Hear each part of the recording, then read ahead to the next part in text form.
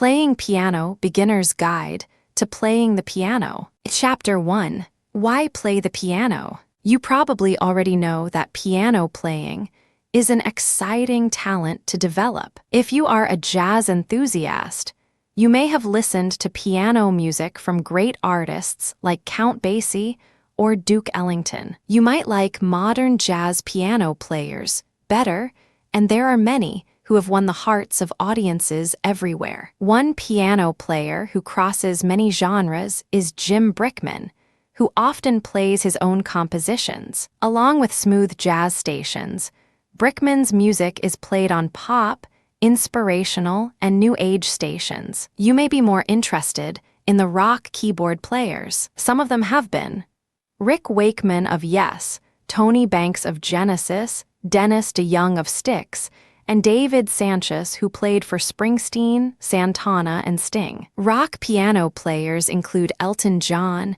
Billy Joel, Carole King, Paul McCartney, and Carly Simon. Even if you have never liked classical music before, you might begin to enjoy it once you have started to play the piano. It presents a challenge and is very satisfying to master. Some of the greats are Bach, Beethoven, Mendelssohn, Schubert, and Brahms. If you are like many people who hear these great musical works of art, you will want to emulate them. You may learn well enough to play for a band or as a solo act if you are dedicated enough. You can certainly learn to play the piano well enough to entertain yourself, your friends, and your family. There are other benefits to playing the piano as well. One is relaxation. When you feel upset, it is very therapeutic to play the piano for a while. If you are angry, playing the piano can release your frustrations. Your playing will soothe your nerves if you are anxious. If you are feeling down, you can start with slow songs and build up to more up-tempo, happier-sounding songs. This will often lift your sad mood. If you do end up playing professionally, you can gain a source of income from your piano playing. Some piano players earn very little, just some tips from a jar on their piano bar instrument. Other piano players can earn fantastic amounts of money if they are talented enough and lucky enough. Another reason to learn to play piano is to develop discipline. If you are someone who starts and stops activities without giving them a fair shot, you might have better luck with the piano. It gives rewards at every level, keeping you motivated to stay at it and work harder. Learning to play the piano is easier in some ways than learning other types of music. With vocal music, you have to learn more carefully about pitch. You have to worry about being just a touch above or below the note. With a piano, the only way that would happen is if your piano is out of tune, in which case you just have a technician fix it. The main reason anyone should learn to play the piano is for their own fulfillment. No matter what that means to you, you will be happy when you have strived to reach your full potential. You will feel joy when you play a composition well. You will be a happier person for letting music into your life. And Chapter 2. Looking at the piano. Before you begin to play the piano, you need to become familiar with what the instrument is. Some pianos are upright pianos, which are usually large, heavy, tall vertical boxes. These are anywhere from 36 to 51 inches tall. Spinets are the shortest upright pianos at 36 to 39 inches. A studio vertical is 44 inches or taller. If you have the opportunity to play on a grand piano, you will usually get a better sound and a more responsive touch. Grand pianos are the more horizontal pianos, ranging from 5 to 9 feet in length. In a grand piano, the strings are horizontal. In a vertical piano, the strings are, well, vertical. The piano will have a music rack of some kind where you can put your sheet music. It may fold down or slide into a slot. When you are ready to play, put it into position. There should also be a bench for you to sit on. Adjust the position of the bench so that you can reach all the keys from one end of the keyboard to the other. Do not sit either too far or away or too close. There will be pedals at the bottom of the piano where your feet are. These need not be used by beginners. Once you become more proficient at playing the piano, you can learn how to use these pedals to sustain sounds or cut them short. The part of the piano that will be most important to your learning is the keyboard. It is made up of white and black keys, which run from the left to the right of the piano face. These keys do not alternate white, black, white for the entire length of the keyboard. If you look closely, you will see that the black and white keys form a pattern that repeats from one end of the keyboard to the other. The pattern consists of 7 white keys and 5 black keys in a particular order. From the beginning of one such set of keys and ending on the beginning of the next set, an interval is formed. Intervals are just the musical distances between two sounds. This particular interval is called an octave. The keys are lined up on the keyboard in order from the lowest on the left to the highest on the right. Starting at the left and moving to the right, each black or white key is a half step higher in pitch than the key before it. For a full step, it is necessary to go up or down 2 half steps. Try some half steps and some full steps. With a little practice, you should be able to learn the sound of those intervals easily. Try other intervals to hear their sounds. Always pay attention to how many half or full steps you are taking. Do the same intervals at several different places along the keyboard. Try octaves. You can do this by picking out a key and playing the next key up that is in the same position in the next pattern group. Soon, you will be playing octaves with ease. This is very important to all kinds of piano playing. Now that you have familiarized yourself with the instrument called the piano, you can begin to learn how to use it to make music. There is much to learn, but you can begin playing simple songs very quickly. All it takes is a little time and some effort, and soon you will be happily playing songs you enjoy. What starts with a few notes can end in a lifelong pursuit of musical accomplishment. Chapter 3, the home keys and a to G. You can start by learning where to put your hands. There are a group of keys toward the center of the keyboard called the home keys. These are 9 keys where your hands should rest as you prepare to play. You might wonder why there are only 9 home keys when you have 10 fingers. The reason is that both thumbs rest on middle C. Middle C is a reference point that will be referred to over and over as you are learning and studying the piano. It can be recognized by looking at the pattern of black and white keys at the center of the keyboard. Look at the picture of the center of a piano keyboard below. Take notice of the keys that do not have a black key to separate them. This is how you recognize the pattern. The middle C, where you will put your thumbs, is marked with a C. The keys with numbers under them are where you put your fingers. The 2s are for the index fingers of your left and right hand. The 3s are for your middle fingers. The 4s are for your ring fingers, and the 5s are for your little fingers. Place your fingers on the home keys of your piano keyboard. Play to the right up the keyboard from your right thumb to your right little finger. Now play down the keyboard from your left thumb to your left little finger. You can even play a few songs with your hands in the home keys position. Try to pick out a song you know well. For example, you can play Mary Had a Little Lamb with the right hand when it is in the home keys position. Try to use your memory of the sounds to choose the right keys. Hint, start with your right middle finger.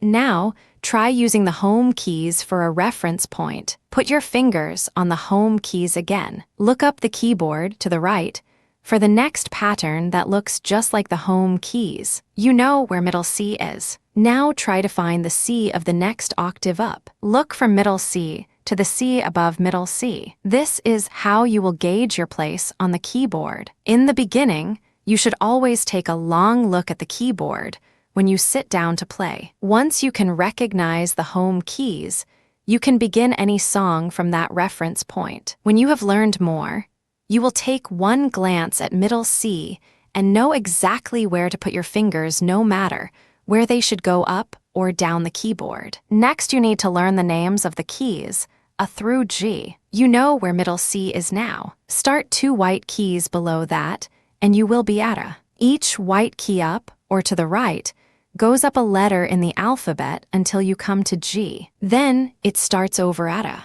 Therefore, the middle finger of your left hand is resting on the A in the home keys position. As you go to the right, you will reach G by the time you get to the little finger of your right hand. So, what are the black keys for? They are just as important. They represent the sharps or flats. Interestingly enough, the same key can be either a sharp or a flat. When you go up from a white key, the black key is a sharp.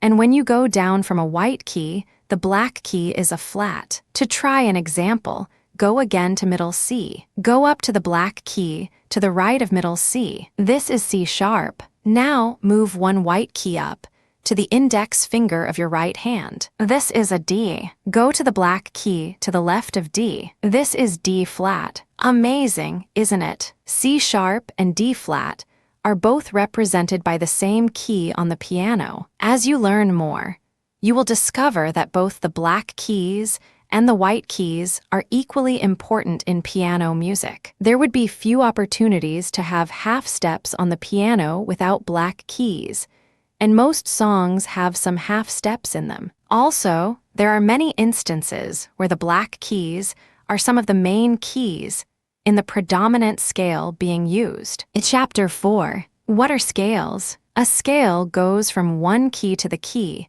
that is an octave above that key. It consists of 8 tones. There are different types of scales. Some of them are major scales, and some of them are minor scales. Major scales have been described as sounding happy, while minor scales are said to sound sad or gloomy. If you spend a part of your practice time playing scales, you build muscle memory in your hands. This means that, after much time practicing, your hands go more easily to notes in the scale you are playing at any given time. You only have to see the printed music or think of the melody, and your hands know what to do. To talk about scales, you must talk about keys. There are 2 kinds of keys when you are learning to play the piano. There are the physical blocks of ivory, or some look-alike material and wood. There are also keys that scales or songs are played in. Have you ever been to a lounge where a singer is giving an impromptu performance? She might lean down to the pianist and say something like,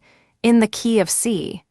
That tells the pianist where on the keyboard to begin. It also tells the pianist what physical keys to start with and what chords to use. The key of a piece of music is very important. When you are learning scales, you can do it without learning all the key signatures. Key signatures are the written notation of the keys, such as the key of C or the key of G.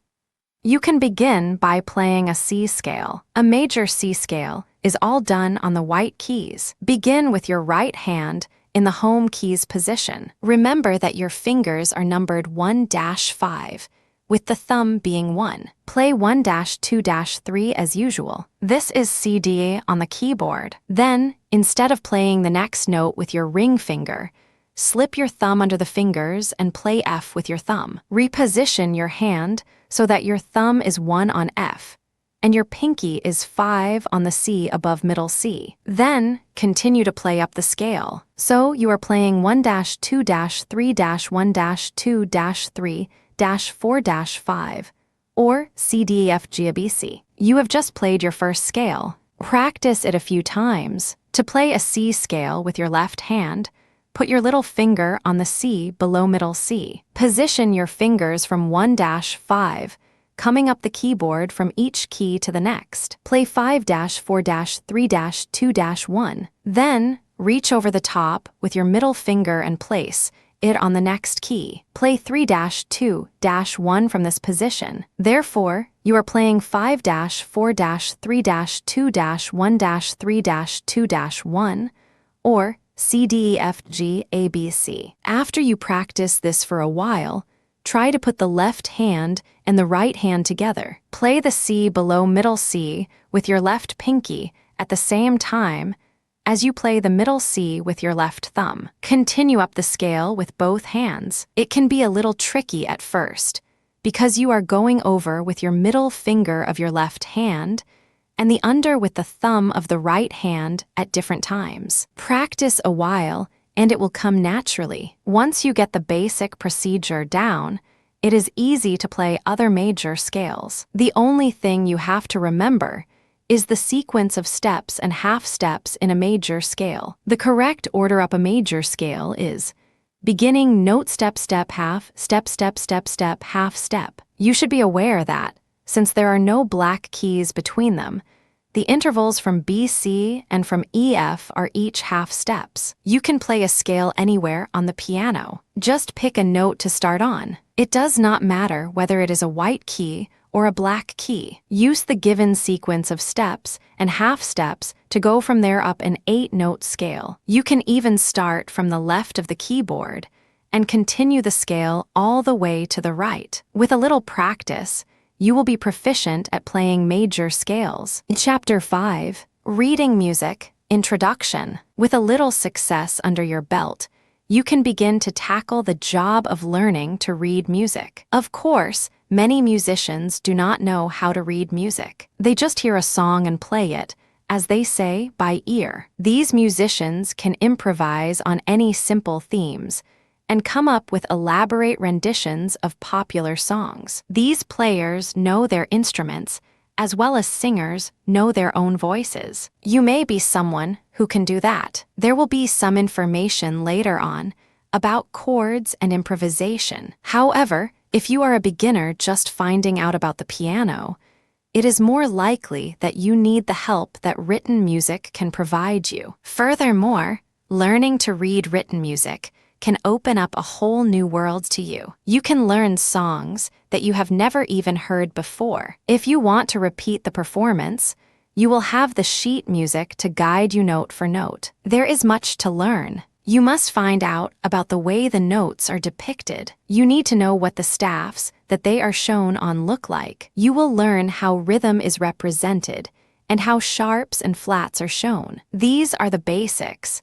and you can build on this knowledge over time. You can learn quite a lot just by looking at one piece of music. If you have some sheet music, a hymnal, or a songbook, take it out and look at the music. If you do not already have some written music, buy some or borrow a songbook from the library. You will notice that there are groups of 5 horizontal lines. If the music is for both hands, it will have 2 of these groups of lines connected together by a longer line along the side. The horizontal lines are called the staff. You can get staff paper that is already marked with these lines. At the far left side of the staffs, you will see the clef marking. It will be a treble clef marking for the upper staff. The treble clef resembles a fancy backwards S, with a line going down through it and curling underneath. In the beginning of learning to play the piano, you will play the treble clef notes with your right hand. On the lower staff of the 2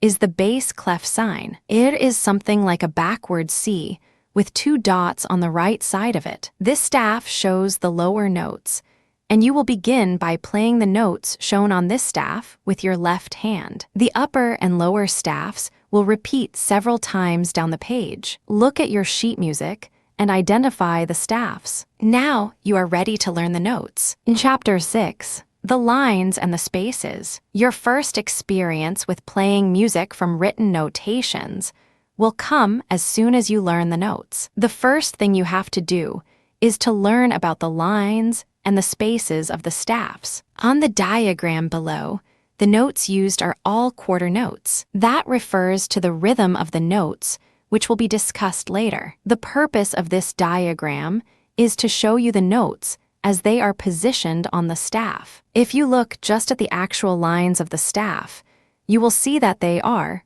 going up E, G, B, D, F. Some people remember this with little sayings, like every good boy does fine.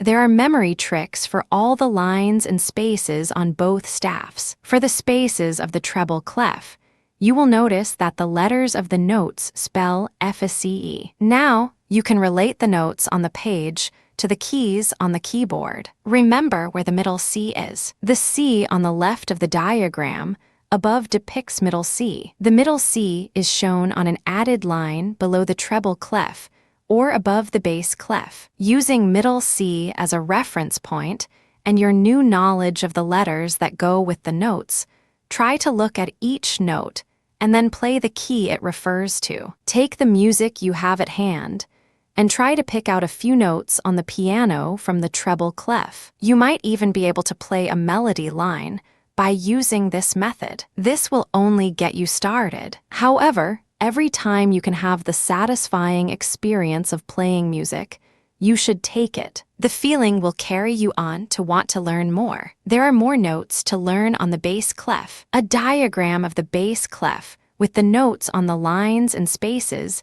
is shown below. On this diagram, the middle C is shown on the far right, which would be the end of this short piece of music. The lines of the bass clef are G, B, D, F, A. Many people turn the treble clef saying around and use the saying, "Good boys do fine always." The spaces are A, C, E, G. One popular mnemonic device for this is, "All cows eat grass." Feel free to make up anything that will help you to remember. Write your sayings down and memorize them. Another thing to learn is the notation for sharps and flats. This is the sign for a sharp, hash. It is placed to the left of the note. The flat is a totally different sign. It looks something like a small letter B that has been squeezed until the circle looks almost like a half of a heart shape. It is also put on the left side of a note. Look through your printed music for any sharps and flats you might recognize. Do not worry about the rhythm at this point. Take your written music and play as many notes as you can from it. Say the note names as you play at first. This will get you in the habit of thinking about the written note as a musical sound with a letter name. Associating the three aspects of a note together will help you become more proficient at reading music. Buy some staff paper or make your own. You can make staff paper by drawing 5 straight horizontal lines across the page, leaving a space, and then drawing 5 more horizontal lines. Now you can draw some notes to play simple strings of notes. Draw a note by making a filled-in circle either on a line or in a space. Then draw a line up from it on the right. Make notes on different lines and in different spaces. Set aside your pencil and try playing your notes. You should be able to look at the note you have drawn and think of the letter name and the physical piano key it belongs to. Pretty soon, you will be playing all the notes you can write. If it comes naturally to you, you might start coming up with music you enjoy listening to as you write your notes. When you have learned all about the lines and spaces, you will be well on your way to understanding written music. The next step is to understand how chords are written. Chords are notes that are played simultaneously. You will recognize chords on the sheet music because they are written in a vertical line. If they are quarter notes, as the notes in the previous diagrams are, they will share the line that goes along the side of the note. There will be more on chords later. For now, just take a look at how they are shown. Try to play some chords as they are on your written music. You may have to place one finger on a note at a time when you are first learning, but eventually you will see the chord and your fingers will go into that position. Do a little practice with chords and get ready to learn about rhythm. In Chapter 7, Written Piano Music and Rhythm. Rhythm is something that can be improvised or changed easily if you know the piano well. Think about singing.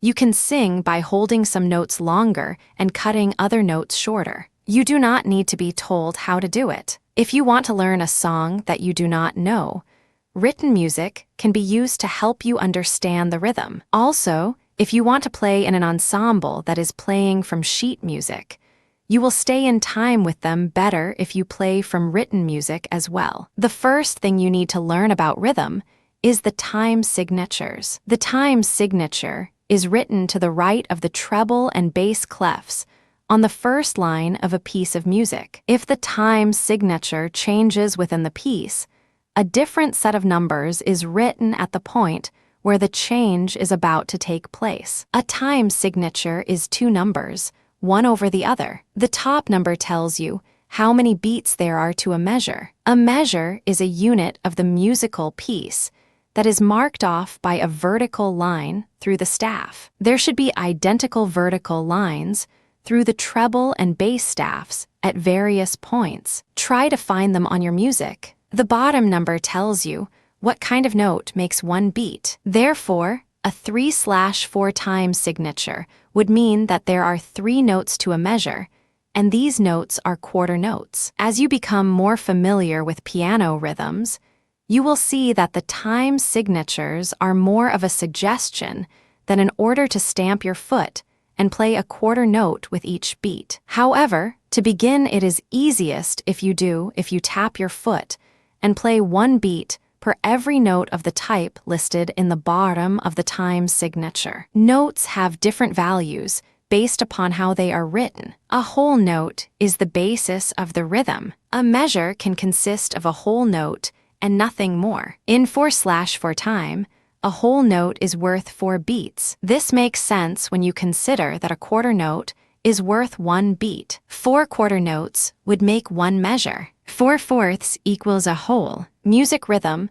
is very similar to math. In fact, it has been shown in studies that babies who are exposed to hearing music with complex rhythms are better at complex math later in life. To begin, though, you only need to know a few simple equations. If a whole note is worth 4 quarter notes, it can be worth 2 half notes as well. A measure can also be divided up into eighth notes. A whole note, 2 half notes, or 4 quarter notes are worth 8 eighth notes. When you add a dot to a note, it adds half again to that note. So, a dotted half note would be worth 3 beats, or the duration of 3 quarter notes. The whole note is a simple circle with an open center. The half note is the same, but it has a line coming up from the side of it, making it look different. The quarter note is like the half note, except that the center of the circle is filled in. An eighth note has a small flag on the line coming up from the note. It can look like this if it is alone, or it can look like this if it is with another eighth note. Look at your sheet music and identify the note values. To practice, tap your foot to establish the baseline rhythm. It should be a steady beat. Clap your hands to the rhythm of the note values. If it is a whole note, clap once and then do not clap again until you have tapped your foot 3 more times. If it is 2 eighth notes, clap once as you put your foot down and another time as you pick your foot up. Try clapping out rhythms of any sheet music you can get your hands on. Often there will be more than one simple line of music, so you must choose to ignore all but one line to begin. Clap out one note at a time, which is the only way you could do it anyway. When you are good at clapping out rhythms, go on to playing notes in rhythm. If you cannot find music that is simple enough for you to understand, make up some of your own. Use the staff paper you have purchased or made. Make a 4/4 time signature and write some measures. Make sure you always put in notes that add up to 4 beats or 1 whole note. You can also use rests, which are notations denoting a pause where nothing is played at all on that clef. You can play your composition from your sheet. It may not sound like a song to you, but the rhythm will be interesting if you have used different note values. It is fun to make up your own music. You can use this method to practice the particular aspects of music you are learning. When you do, you are not forced to search for music that fits the situation. At the same time, you are practicing coming up with examples of concepts you are trying to learn. It trains your mind. All along, you can also be testing out what you have learned by trying to play parts of written music that you have on hand. It can all be a part of the process. In Chapter 8,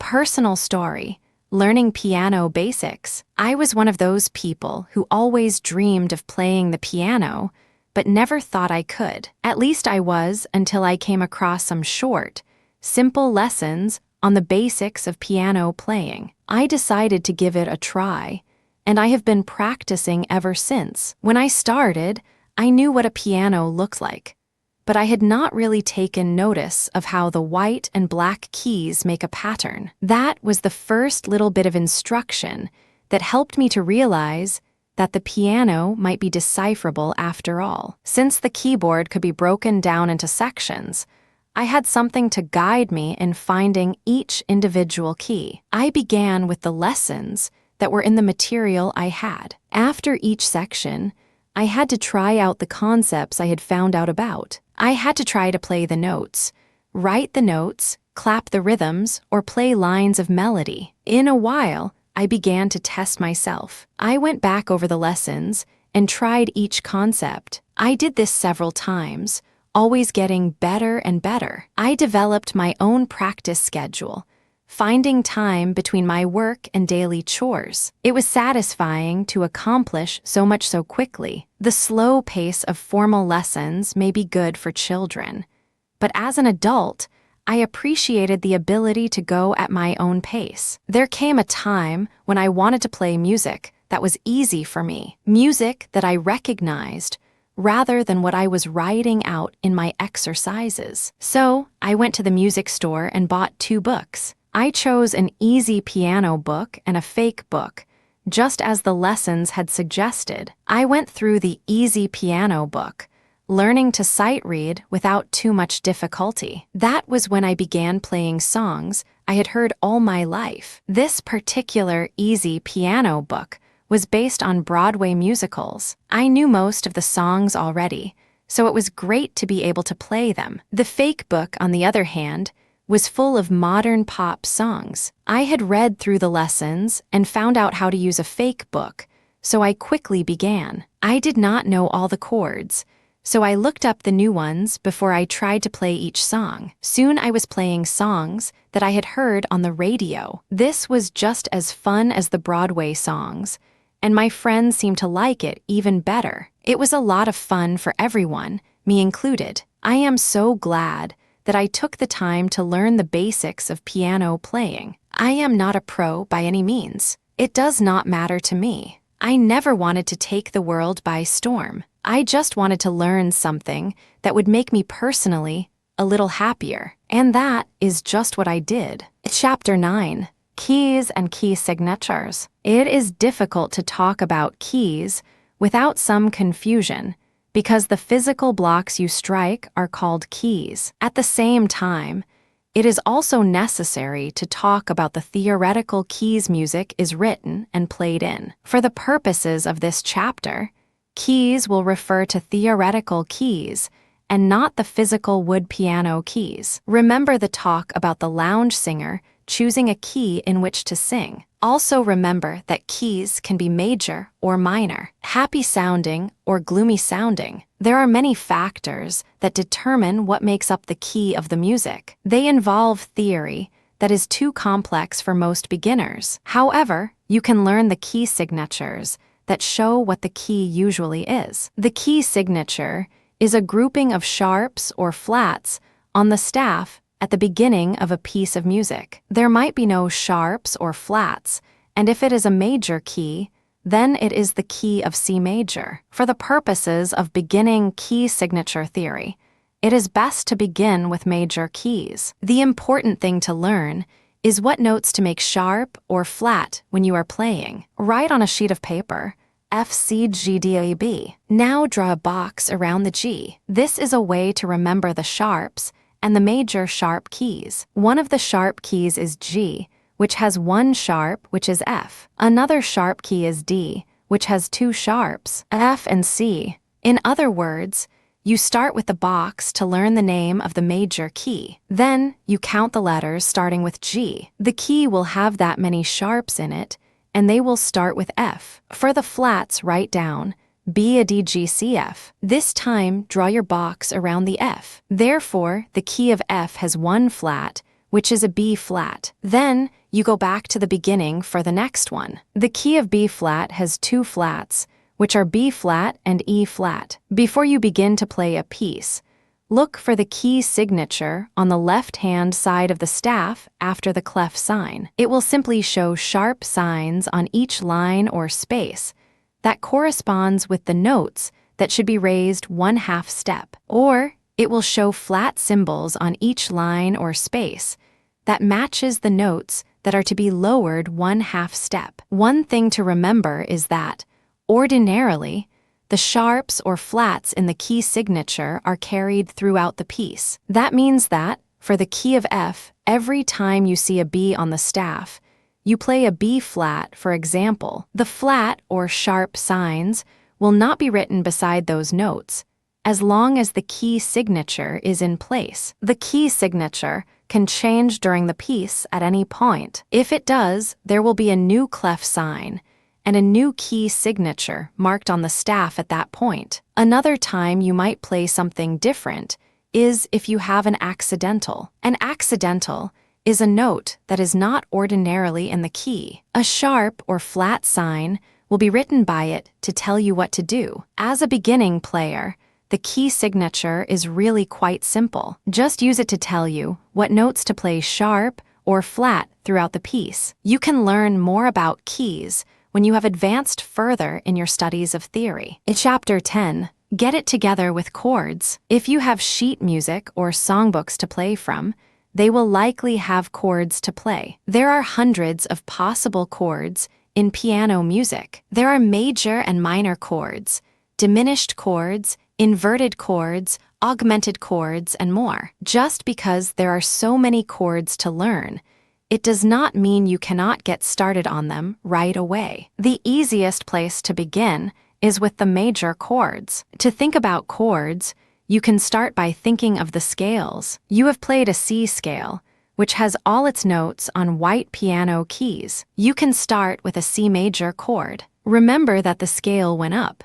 Beginning note, step, step, half, step, step, step, step, half, step. A chord can have more than 3 notes in it, but you are going to choose the beginning note, the 3rd note, and the 5th note. Therefore, you will be playing the beginning note, skip a step, play the next step, skip a half step, and play the next step. 1, 3, 5. If you will look back at Figure A, you can use the home keys position for a C major chord. Just put your right thumb on C, your middle finger on 3, which is E, and your pinky on 5, which is G. Push down all of the keys together. You have just played a C major chord. You can invert the C major chord for a slightly different sound. All you have to do is to use the same 3 notes, C, E, G, and play them in different positions. For example, you can play the E and G in the positions they are on in the home keys, but use the C above middle C with them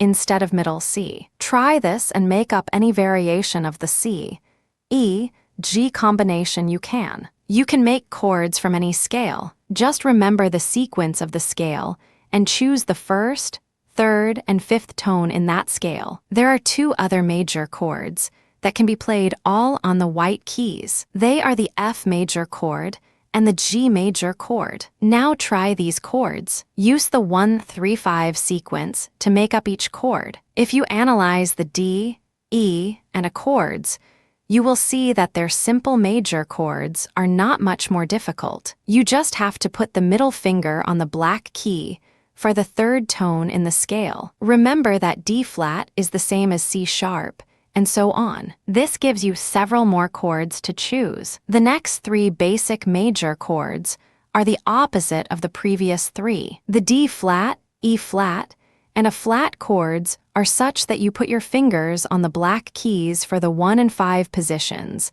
and on a white key for the 3rd position. When you invert the chord, you will have to remember which keys were originally 1, 3, and 5, just as always. It is easy to remember that the G flat, also called the F sharp, chord occurs all on the black keys. You will have to work to memorize the B major chord and the B flat major chord, as they are a little different. B goes white for 1, black for 3, and black for 5. B flat is just the opposite, with black for 1 and white for 3 and 5. Minor chords, the serious or gloomy-sounding chords, are easy to make as well. For basic minor chords, you only have to lower the 3rd note 1/2 step. You would end up with a C flat G for a minor chord. This goes back to the scale setup. When you count your steps and half steps, you need to account for the third step being a half step lower. Therefore, you would have beginning note step half step step step for the first 5 notes. You can continue to learn different chords for a long time before you will have mastered them all. Learning chords gives you a way to add fresh new material to your practice and playing. The more you know, the easier it will become for you to play without written music. Chapter 11. The Big Fake and Improvisation. It is nice when you are able to set the music aside and play any music that you like. It may be difficult to find the sheet music for every song you enjoy. There are 2 ways to overcome this predicament, and they are related in a way. One is to use a fake book, and the other is to learn improvisation techniques. You can get fake books at music stores or by ordering them online. You can also get a version of the same concept when you come across a simple notation of a song. A fake book or the like has only 2 things to guide you. First, you will get a melody line in the treble clef. This will usually only show 1 note at a time, no chords, and it will be a simplified version of the song. The second thing you will get with this simple music is a letter above the staff. The letter signifies the chord you are to play in the bass clef, and possibly add to the treble clef if you are skilled enough. There will be a letter above the staff each time the chord changes. By learning the chords, you are preparing yourself nicely to be able to use a fake book with ease. You can use the straight chords or invert them. You can play them as running chords where you play each note separately in succession. You can come up with any rhythm you choose for the bass clef. Using a fake book is a somewhat creative endeavor. You have to use what you know to fill in the blanks that are left by an incomplete score. In that regard, you are in charge of inventing the music. You can find fake books that are fairly current, with music you have heard recently on the radio. Yet, if you want to really come up with your own original song or instrumental piece, you can do it better by learning to improvise. You can learn very complex theory about improvisation, but you can begin with the information you already have. You need to know mainly about scales and chords. Choose a scale to work from.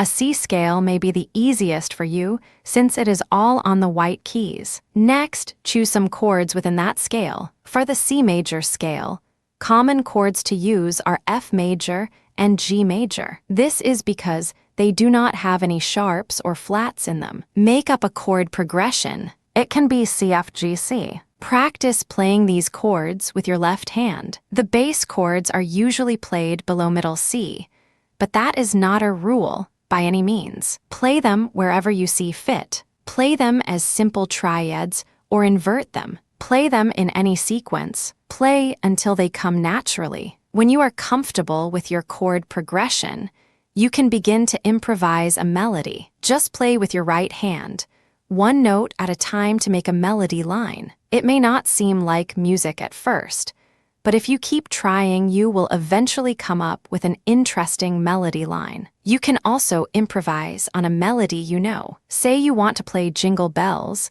but you do not have the music. You can quickly pick out the melody. Then you can choose chords to go with the melody based on the key or scale the melody is in. If you do not have sheet music, these are ways to play without it. In Chapter 12, Sight Reading Written Music. Sight reading written music is when you play music as you see it for the first time. When you first get a piece of sheet music or a new songbook, all the music will be unfamiliar to you. You can get overwhelmed if you try to play perfectly from the very first glance. There are a few tricks you can learn to make it easier. 1. Look at the key signature. This could possibly be the most important piece of preliminary information you can have. Think very hard about which sharps or flats are listed in the key signature. You will want to remember to use those notes whenever they occur throughout the piece. 2. Look at the time signature. The measures will not make much sense to you if you do not know how many beats there are in each one of them. If you do not know what kind of note makes up a beat, you will be lost. 3. Look over the piece for any changes in key signature and time signature. You may be playing along and come across a change out of the blue. If you are not prepared for it, you might end up playing the song incorrectly from that point on. 4. Notice what note you will start on and what note or chord you will end on. It helps to know the starting point and the ending point of any song before you start to play it. This will guide you towards the finish of the song. 5. Glance at the type of rhythm that is used in the left hand. The left hand is usually the rhythm hand, though not always. If you count out the notes of the left hand before you begin, you will have a better idea of how the song is going to go. 6. Do a one-handed once-over of the melody. Just play the melody line by itself to get the sound of it into your mind. Once you know that sound, you have unlocked the uniqueness of the song. When you begin to play the song all together, the melody will stand out in your mind as a significant thread. 7. Look at any other markings that are on the piece. Some of these markings will be covered in music terminology. They include the loudness or softness of a piece, how short or long you hold the notes, and the overall speed of the music. 8. Take a deep breath, focus, and begin to play. You should try to play the song all the way through when you sight read it for the first time. There will be time later to break it down into measures and work on each one if that is what you want to do. For the time being, however, just do your best and keep going. You might wonder why it is important to know how to sight read in the first place. After all, you could learn the song a little at a time. Sight reading forces you to keep trying until you reach the end of the song. When you sight read properly, you avoid some bad habits. You avoid the habit of looking at each note slowly before you play it. You also avoid the habit of starting and stopping every time something goes the least little bit wrong. If you want to play perfectly from the very first sight of a song, you might as well forget it unless you are very experienced or talented. Sight reading gets you started on the road to learning to play better. Chapter 13. Music terminology for beginners. There is so much music terminology for piano players that even experienced players come across new terms on piano music. Some of the words used are more common, though. A few of these are listed for you. Accelerando, getting faster as the section of the piece marked goes on. Adagio, played very slowly. Allegro, played at a fast tempo and with a cheerful mood. Andante, played moderately slowly. A tempo, go back to the original tempo beat. The basic unit of time in music, it is a regular tap of the foot, for example chord. When you play 3 or more notes together all at once, coda, an ending that is different that previous verses in the musical piece. Crescendo, getting louder and louder through a marked passage. Diminuendo, getting softer and softer through a marked passage. Dolce, sweetly. Ensemble, a musical group. It could be anything from a band to a classical group. Forte, means to play the piece loudly, forcefully. Fortissimo, play the piece very loudly. Genre, the category of music or any other artwork. Rock and blues are examples. Glissando, playing down the keyboard rapidly, usually by sliding thumb down the key's interval. The distance between two musical tones. Largo, very slow and broad. Mezzo. Forte, play the piece somewhat loudly. Mezzo. Piano, play the piece somewhat softly. Phrase, a unit of music, denoted by a curved line under or over notes, phrased together. Pianissimo, play the piece very softly. Piano, play the piece softly. Presto, play extremely fast. Semitone, also known as a half-step. Staccato, play notes quickly, crisply, and detached from each other. Tempo, the rate of speed of the musical piece. It can vary during songs when marked variations. When you play a basic tune and then play different versions of it that retain the same basic melody. These are the most common music words used by pianists, along with the words that have already been used in these lessons. Keys, key signatures, time signatures, notes, whole notes, quarter notes, and so on, improvisation, etc. There are always more words to add to your musical vocabulary. Some of the words above are written out above or between the staffs. Some are noted by using a mark of some sort. There are many markings to learn, but some of them are easy. This is because the word is often written out along with the marking. For example, a crescendo marking starts as a point on the left and opens up wider to the right. Sometimes, the word crescendo will also be written somewhere either in the marking or under it to help you. Some markings you will just have to learn. Staccato music is marked by dots under the notes. You are to play short and crisp. When you learn all of this musical terminology, do not sit back and ignore the rest of the words and markings you find. Keep learning, and you will never get bored. There is always more to know. Chapter 14. Finding and choosing music to play. You can learn and enjoy yourself by playing music you make up and write, or make up and improvise on the spot. Sooner or later, you will want to find some sheet music or songbooks for more music. You can get music in music stores or online easily, but it may not be the music you want to try and play. You need to find music that suits your level of play. The best way to do this is to just look at the music. If you are buying in a store, you can examine the books or sheet music thoroughly before you buy. One thing you can look at is how many sharps or flats the songs in the songbook tend to have. A song that uses too many of the black keys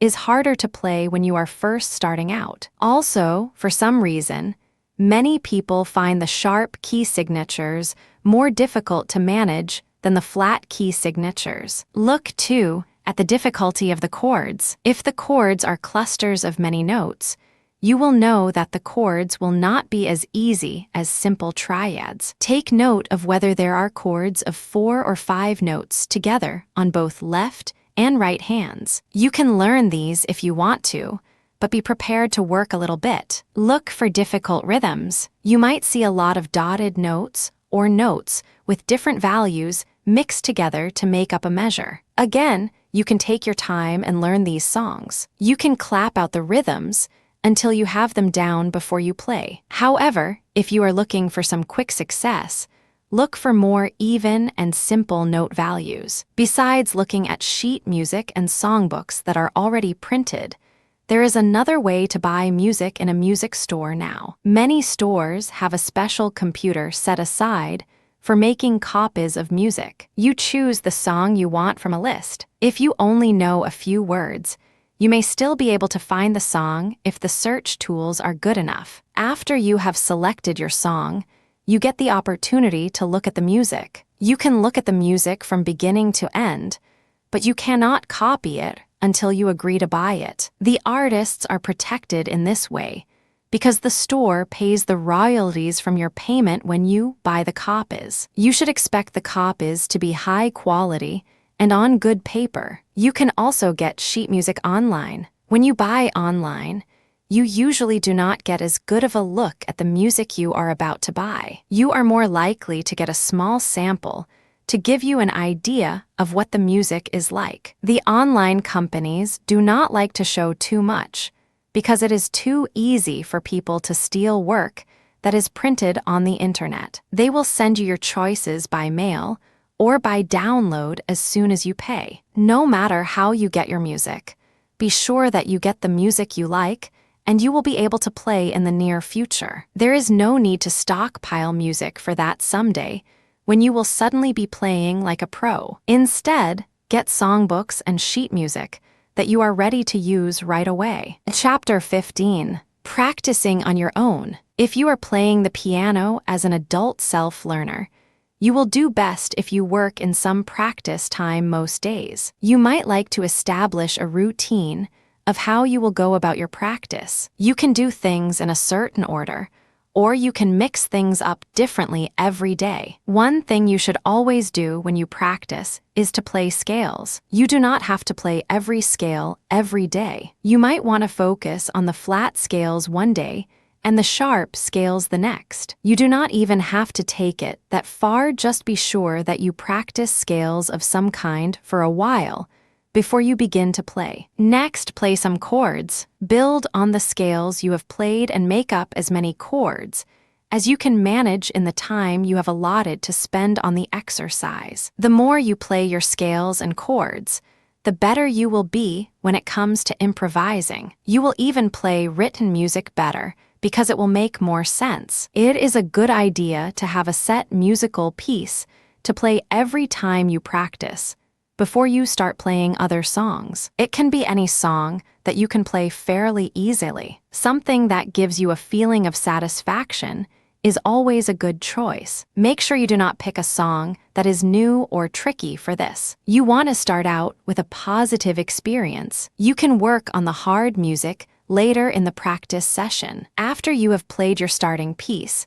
go on to play songs you have been working on. Go over the rough spots carefully and try to play them from beginning to end without stopping. At this point, it is a good time to sight read any new music you have on hand and want to try. Then, take a little break. Get a drink of water, eat an apple, or make a phone call. Then, go back to the piano and finish your practice. Many people believe that you have to sit down and play until you are exhausted. They never consider that taking a break can breathe new life into your playing. Once you have had a break, you can use the rest of the time to improvise. You can make up music based on the chords and scales you played earlier. If you prefer, you can go in a completely new direction. Let this be your time for enjoyment and pure pleasure. With the right attitude, improvisation does not seem like work at all. It feels like complete freedom. While it is good to practice most days,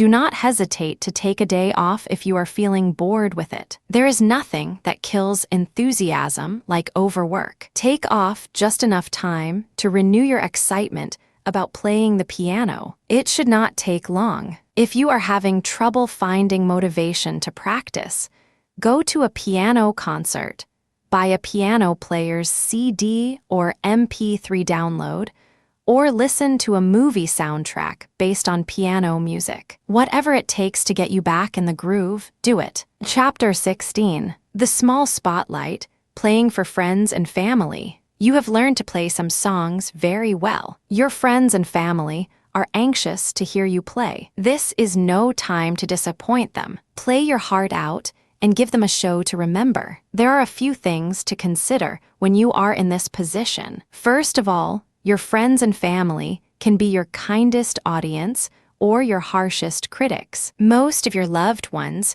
will want you to do well. They might be so careful of your feelings that they tell you how great you played, even if you know you made a lot of mistakes. There is nothing like the loving kindness of a friend or relative. You can become more confident if you know you are going to get praise when you play. However, if the admiration is not sincere, you will feel cheated. You might eventually stop playing for them because it does not seem to matter what you do. You always get the same reaction. When friends or family members try to help you polish your act, they can be troublesome as well. They might or might not know something about playing the piano. If they know nothing about it, their advice will be nothing more than an irritation and an annoyance. It will not help you in the least when it comes to correcting any mistakes. If there are other piano players in your intimate circle, they can be demanding. If you play better than they do, they might be jealous. They might say things to demean you. If you are not as advanced as another piano player in the room, you may be up for some pretty harsh criticism. Friends and family members often feel as if they have the right and even the responsibility to set you straight every time you miss the mark. In the end, you have to play what you enjoy to play and hope that everyone enjoys it as well. You cannot please everyone, nor should you try to. It is far better to play without fear of what others might say than to worry about every little note. Remember that your loved ones generally want what is best for you. They just have a strange way of showing it sometimes. Choose times to play for your friends and family when music seems a natural part of the occasion. If there is a birthday, Ask if the host would like you to go to the piano and play Happy Birthday. For Christmas parties, you can volunteer to play carols for the group to sing. For a casual evening, you might see if people want to hear current songs. It is important to bring the others into the event and let them be a part of it. When you are playing for a small, casual group such as this, it is good to start a conversation with the others about what they would like to hear. If you know how to play it or can improvise it, perform it for them right away. If it is something you are unfamiliar with, suggest that one of you looks for the sheet music for a later song fest. Your friends and family will enjoy your playing if you are committed to making their experiences pleasant or moving. It is also good if you always look for ways to keep your repertoire up to date so that you can surprise and amaze your small audience. After a while, your loved ones will look forward to hearing you play. Chapter 17. Playing for public events. If you practice and play long enough, you might get enough experience to play outside your most intimate social circle. You might be asked to play piano for a church service or as a member of a rock band. You might be given the opportunity to play the piano as a paid soloist for a wedding, engagement party, or funeral. There are many chances to play the piano in public if you are someone with reasonable talent and experience. If you are playing from sheet music, you can make your life easier by preparing your sheet music or songbooks ahead of time. Get some plastic sleeves that you can put a page of music into and place each sheet in a sleeve. If you own a book, you can cut the pages from the book and insert the ones you need into the sleeves. Then, clip the sleeves in order into a ringed binder. Using a binder makes it easier to turn pages without dropping your sheet music or fumbling with a bulky book. The music is all right there,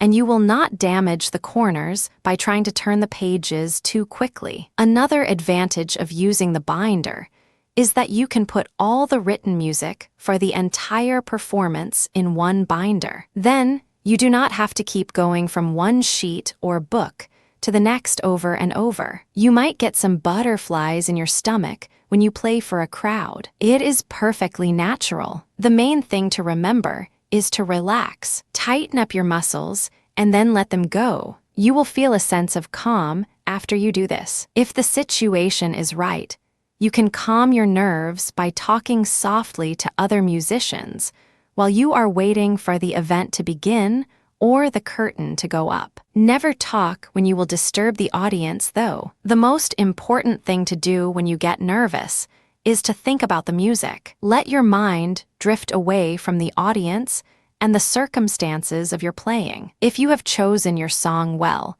concentrating on the music will carry you through the nervous times. You will not have to do much thinking about the event you are covering, because the song will speak for itself. There are times when you play with other instrumentalists, such as in a rock or country band. You might have written music, but often you will be improvising. Sometimes, you will be trying to imitate someone else's version of the song you are playing. Be sure you know the goals of the group in this regard. When you are playing with others, do not hog the limelight all the time unless you are the featured player. In most cases, you will be just one member of the ensemble, doing your own individual part to make up a balanced act. Remember to let others have their turns to shine. If you accompany a chorus, you can lead them to a certain extent. You can set the pace according to the lead of the choral director. On the other hand,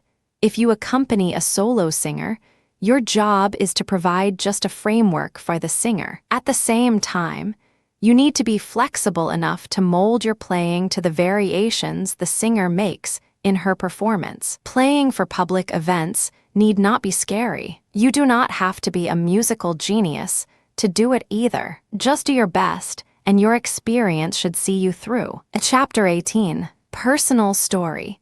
How playing the piano became my occupation. I never dreamed that I could ever play the piano before a group of strangers and sound like anything truly musical. I just learned to play for my own enjoyment. I wanted a pastime that would keep me busy in the evenings, while my kids were busy with homework and extracurricular activities. I kept practicing and learning more as the months went by. I picked up more and more music books, eagerly poring over every note. The day came when my brother asked me to play the piano for his daughter's birthday party. I felt like he was only being generous to me. He knew I wanted to play for the family, and he was giving me a chance. I was not too nervous, because the party for the 5-year-old in question would be all family except for a few kids. What I never thought of was that my cousin would be there, my engaged cousin,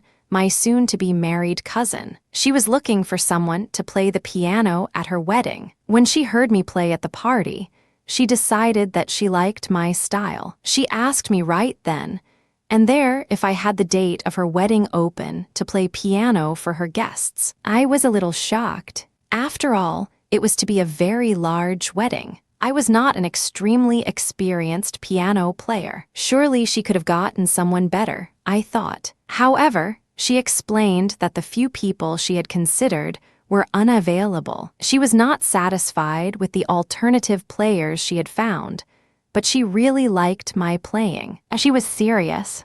I knew I could not play Mendelssohn's Wedding March. I was just not ready for such an ambitious piece. I could not spread my fingers out so well for such big chords. I was not sure I could play it fast enough either. I asked my cousin about this. She said not to worry. She would just choose another song to leave the altar on. After much back and forth, my cousin convinced me that I could accomplish what she wanted me to do. I practiced her selections, prepared my music, and got through it nicely when the time came for the wedding. I did so well, in fact, that 2 other guests came up to me and asked me for my number so that I could play for them. Oh, and I did learn the Mendelssohn's Wedding March. The more weddings I played for, the more experience I got. With more experience, I learned how to play more difficult songs.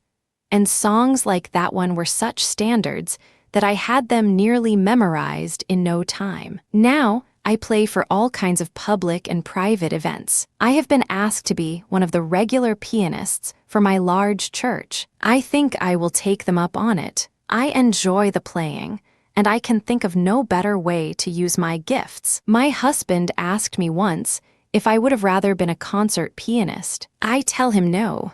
I enjoy playing for the events of everyday life. I bring music to the worlds of people who would never listen to a piano concert. It is more than just a hobby, it is a calling. Chapter 19. Tips for beginning piano players. To get a jump start on learning to play the piano, you can use a few extra tips. Some of them are obvious, but they need to be said anyway. Others you might not have thought of at all. Keep this list in mind as you start to learn. 1.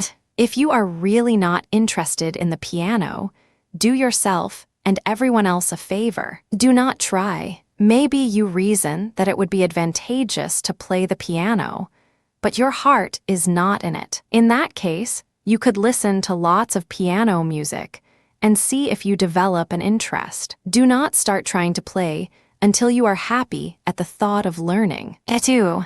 Play what you like. In the old days, and often even today, piano teachers spent months with their students before they were allowed to play anything they enjoyed playing. You will get more gratification if you find ways to play at least simple or improvised versions of songs you know and like. That will keep you going. 3. Dive right in. Do not wait for the sun to turn purple or even to learn all the scales. Start playing music as soon as you can. The more you play, the more you will learn.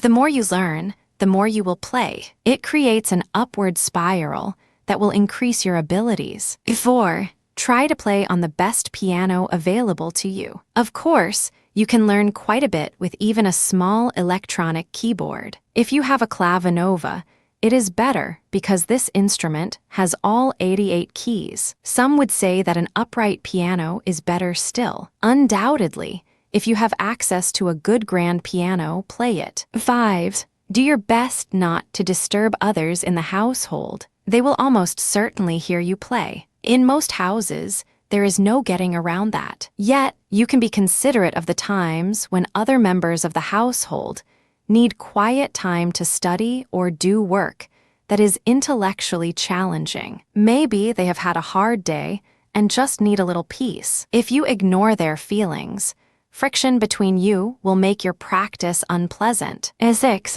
Set up your own reasonable discipline. Do not be harsh with yourself. If you will not allow yourself to stop a practice no matter what exciting thing is happening in the household, you will come to resent the piano. Allow yourself a little leeway. At the same time, keep up the practice as much as you reasonably can. It is with practice that you will develop your ears, your eyes, your hands, and your mind. 7.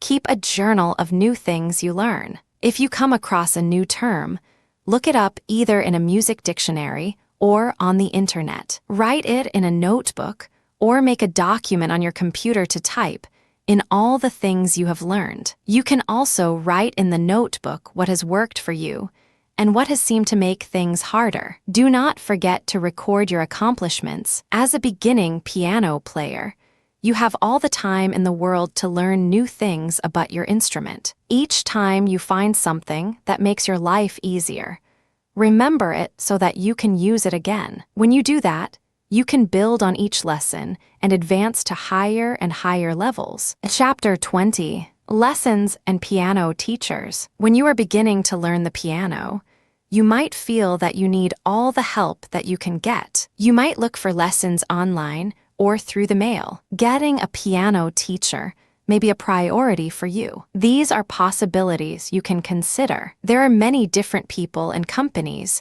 offering piano lessons online. Some of the lessons are very expensive and some cost less. It may be difficult to find out the price of the lessons without committing to them, but you can do it if you are careful. You should definitely make sure that you are going to be getting lessons from a reputable teacher. Do not be afraid to ask for qualifications and accomplishments. Some websites offer several free lessons to get you started and give you an idea of what is to come. One website offers over 100 short free lessons before you buy. Online piano lessons might be helpful to you. The problem is that they are very generic and do not accommodate your own personal learning curve. They are not designed with you in particular in mind. You can get most of the information from reading. On the other hand, a piano teacher might be more helpful, providing she is a good one. You must expect a lot from a piano teacher. Look for someone who will change her teaching style when her original methods are not helping. Try to find a teacher who works with scales, chords, and improvisation. More piano teachers are training their students on these subjects now than ever before. Make sure you find one of them, and not someone who sticks to written music alone. Get a music teacher who plays well herself. Regardless of what has been said about those who cannot do teach, your teacher might be a very able piano player. It is to your advantage if you can find someone who knows the tricks of the trade from experience. Interview piano teachers to find out which one you might get along with the best. Personalities are important. You will want someone who will inspire you, but not someone who will be unkindly critical. You will want someone you can talk to on an equal level when the subject is not piano playing. After all, you should be given the respect that is due any adult learner. When you believe you have found a piano teacher who can help you, you can begin your lessons as soon as she can work you into her schedule. Do not leave it at that. Always be aware that you can change piano teachers at any time. If your piano teacher does not seem to know much about the kind of music you want to play, do not do the easy thing and stay in her lessons. In time, you will completely lose interest in playing the piano and quit. Keep searching until you find that special teacher that can help you learn all you want to know. It might take a while to find the right piano teacher. In the meantime, you can keep your interest alive by studying the piano on your own. Learn about how to read music, play scales and chords, and improvise. It can only help you when you are ready to learn with formal lessons through a piano teacher. Chapter 21. Conclusion. Enjoyment that lasts a lifetime. Playing the piano is not something you can fully master in a few practice sessions or lessons. Yet, it is enjoyable all along the way if you find ways to keep up the excitement. From the time you begin playing, you never have to quit as long as you can sit up, move your hands, and your mind is still functioning. That is a very long time for most people. Even if you go for a few years that you do not have a piano for some reason, you can easily take it up again when you have one once more. You might be a little rusty, but you will not be starting over at square one. You will have a vast store of knowledge in your mind to guide you as you refresh your playing skills. During hectic days, you will find that playing the piano gives your life balance. What is more, you will have a center of peacefulness to your days. Your family will come to understand that you need your time with your piano to concentrate on something completely different than everyday problems. When your children go off to college, if they have not gone already, you will find yourself spending more time at the piano. You will suddenly have more time to focus on your practice sessions. Your friends and family will notice the improvement and might ask you to play for them frequently. As your golden years approach, you can revisit songs of your youth by playing them on the piano. It is often easier to find piano music for old songs than to find the recordings. On the other hand, you might want to keep up with the kids and learn all the new songs. The choice is yours, and you can spend your time playing whatever you want to play. There are few other really interesting and enjoyable hobbies or pastimes you can be involved in during your advancing years. Too many times, older people are given boring tasks or busy work to try to make their days go faster. How much better it is when the elderly can manage their own time with some well-played piano music. It makes them happy, as well as those around them. No matter how you look at it, the piano learning you begin now is only a prelude to the happiness the pastime will give you in the future. If you keep playing, you will find all sorts of occasions where you can play for fun or profit. If you only play in the privacy of your only home, though, you will get a peace and contentment that is unique to people who find fulfillment in their music. Therefore, learn all you can and keep your interest alive, but do not feel that the benefits are short-term. Plan to make playing the piano a part of your everyday routine for the rest of your life. You will be pleased that you took the time to find a pastime that offers you so much. If you have never considered learning to play the piano before,